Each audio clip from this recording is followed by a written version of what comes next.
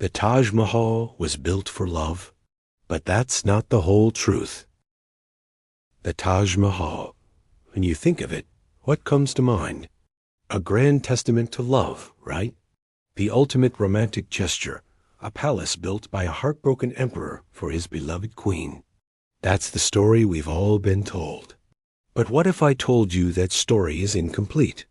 What if the Taj Mahal isn't a monument to love at all, but a chilling symbol of grief, obsession, and a powerful man's refusal to let go? Today, we're going to peel back the layers of white marble and uncover the darker, more complex truth behind the world's most famous mausoleum. Forget the fairy tale. This is the real story of the Taj Mahal.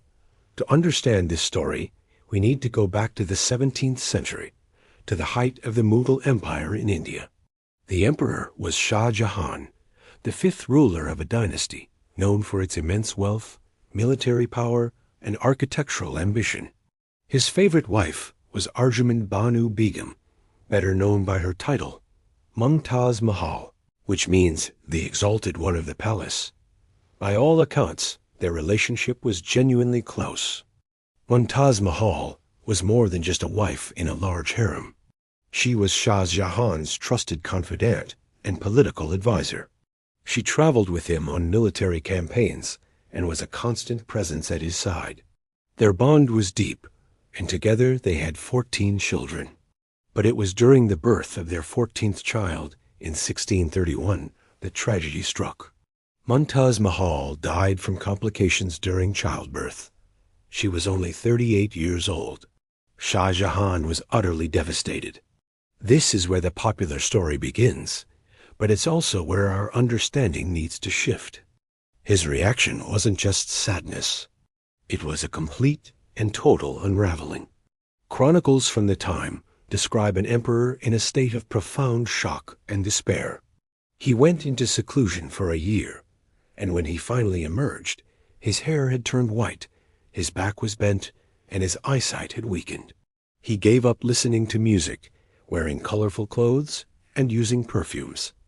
The entire court was ordered to mourn with him for 2 years. This wasn't just the grief of a loving husband. This was the all-consuming sorrow of a man who had lost a part of himself, a man whose entire world had collapsed. And it's from this abyss of despair that the idea for the Taj Mahal was born. According to legend, on her deathbed, Mumtaz Mahal made Shah Jahan promise 4 things. 3 of them were personal: that he would not remarry, that he would care for their children, and that he would be kind to them. The 4th promise was different. She asked him to build a tomb over her grave that would be unparalleled in the world, a monument that would reflect the beauty of their love. Shah Jahan seized upon this final request with a desperate fervor. This wasn't going to be just a tomb. It was going to be a masterpiece, a physical manifestation of his grief, a paradise on earth for his departed queen. It became his singular obsession. Construction began in 1632, just a year after Mumtaz's death. Shah Jahan poured the immense resources of the Mughal Empire into this single project. The numbers are staggering. Over 20,000 artisans were recruited from across India, Persia, and Central Asia. Stonecutters, masons, calligraphers, carvers, and dome builders. More than 1,000 elephants were used to transport materials, and the materials themselves were the finest the world had to offer. The iconic white marble was quarried from Makrana, over 400 kilometers away. But it was the intricate inlay work, known as Petrodura, that truly set the Taj apart. 28 different types of precious and semi-precious stones were used to create the delicate floral patterns that adorn the walls. Lapis lazuli from Afghanistan, sapphire from Sri Lanka, turquoise from Tibet, jade from China, and carnelian from Arabia. The empire's treasury was emptied to fund this vision. Think about that for a moment. This wasn't a project to celebrate a life. It was an all-consuming mission fueled by death. The entire focus of one of the world's most powerful empires shifted to building a mausoleum. While the empire faced famines and unrest, Its resources were being funneled into a monument of sorrow. This is where the story of love starts to feel more like a story of obsession. Shah Jahan wasn't just fulfilling a promise. He was attempting to conquer death itself. He couldn't bring Mumtaz back, so he decided to build her an eternal home so magnificent that even heaven would be jealous. The design of the Taj Mahal is a masterclass in symbolism, and it tells us a lot about Shah Jahan's state of mind. It's not just a building. It's a representation of the Day of Judgment in Islamic theology. The complex is laid out as an earthly replica of paradise. The main gateway represents the entrance to this paradise. The 4 water channels in the garden symbolize the 4 rivers of paradise mentioned in the Quran. And the tomb itself, it represents the throne of God, where Mumtaz would be judged on the final day. Shah Jahan wasn't just building a tomb for his wife. He was building a theological statement.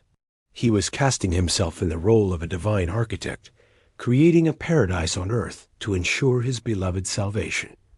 This goes beyond simple love. It's an act of profound ego, a belief that he could use his earthly power to influence the divine. He was trying to control the uncontrollable, to impose order on the chaos of loss. For 22 years, the construction continued. Shah Jahan would visit the site constantly, overseeing every detail. It was his life's work, his reason for being after Mumtaz's death. But as the Taj Mahal rose, his empire began to decline. His focus was so singular, so fixed on this monument to his grief, that he neglected the affairs of state. His other wives and children were sidelined. His sons grew resentful. By the time the Taj was completed around 1653, Shah Jahan was an old man. He had planned to build a second Taj Mahal for himself, a mirror image in black marble on the opposite side of the Yamuna River, connected by a bridge. This would have been the ultimate symbol of their eternal union in death, but it was never to be. In 1658, Shah Jahan fell ill. His sons, who had been waiting in the wings, saw their chance. A brutal war of succession broke out. It was his third son, Aurangzeb, a ruthless and pragmatic ruler, who emerged victorious. Aurangzeb had no patience for his father's extravagant mourning. He saw the Taj Mahal not as a monument to love, but as a colossal waste of state funds that had weakened the empire. Aurangzeb had his brothers executed, and then did something even more cruel to his father. He didn't kill him. He imprisoned him in the Agra fort, a red sandstone fortress just a short distance from the Taj Mahal, and from his gilded prison, from a small octagonal tower with a marble balcony, Shah Jahan could do nothing but gaze across the river at the monument that had consumed his life. For the last 8 years of his life, this was his view, the physical embodiment of his love and his obsession, now forever out of reach. It's a tragic, poetic, and incredibly bleak end. He had spent a fortune and 2 decades building a paradise for his wife, only to end up a prisoner, looking at it from a distance. When Shah Jahan died in 1666, Aurangzeb did not grant him his own grand tomb. In a final, simple act, he had his father's body interred in the Taj Mahal, right next to Mumtaz Mahal. But even this wasn't the perfect symmetrical ending Shah Jahan would have wanted. His cenotaph is awkwardly placed to the side of Mumtaz's, which sits perfectly in the center of the chamber. It's an asymmetrical footnote in the grand, symmetrical design, a permanent reminder that this was always Mumtaz's tomb, and he was just an addition. So, is the Taj Mahal a monument to love? Yes, in a way. It was born from a deep love, but it's so much more than that. It's a monument to overwhelming grief, the kind that can break a person. It's a testament to obsession, showing how a single-minded focus can lead to both incredible creation and devastating neglect. It's a story about power, wealth, and the ego of a man who thought he could build his way out of sorrow. The Taj Mahal isn't a simple love story written in marble. It's a complex, dark, and deeply human tragedy. It's the story of an emperor who lost his queen and then lost himself in the process of mourning her. The next time you see a picture of the Taj Mahal, look beyond the shimmering white dome and the romantic narrative. See it for what it truly is, a beautiful, haunting masterpiece built not to celebrate love, but to contain an unbearable loss. Thanks for watching. If you found this journey into the darker side of history interesting, don't forget to like this video, subscribe to the channel, and hit that notification bell so you don't miss our next exploration. Let me know in the comments what you think is the Taj Mahal, a story of love or a story of obsession. See you next time.